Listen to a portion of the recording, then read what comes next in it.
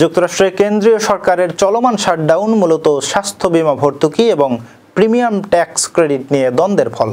Affordable care অ্যাক্টের ভর্তুকি বৈশিষ্ট্যের মেয়াদ শেষ হওয়ায় এই অচল অবস্থা শুরু হয়েছে। কংগ্রেসিয়াল বাজেট অফিসের হিসেব অনুযায়ী স্থায়ীভাবে বৃদ্ধি পেলে আগামী 10 বছরে খরচ হতে পারে প্রায় $350 বিলিয়ন।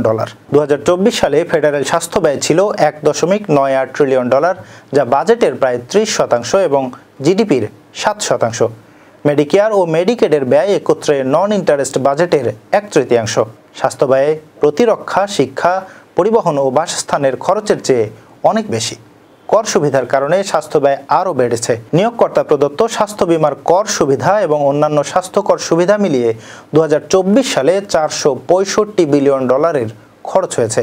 বিশেষজ্ঞরা বলছেন, স্বাস্থ্য বীমা ভর্তুকি ও কর সুবিধা বাড়তে থাকায় বাজেট ও অর্থনীতিতে চাপ পড়ছে। পুনর্গঠন ও কার্যকর সংস্কারের মাধ্যমে মেডিকেয়ার, মেডিকেড এবং ACA প্রিমিয়াম ব্যয় নিয়ন্ত্রণ করা প্রয়োজন। দীর্ঘমেয়াদে পুনর্গঠন ছাড়া চলতে থাকলে বারবার ঘাটতি এবং অচল অবস্থা দেখা দিতে পারে।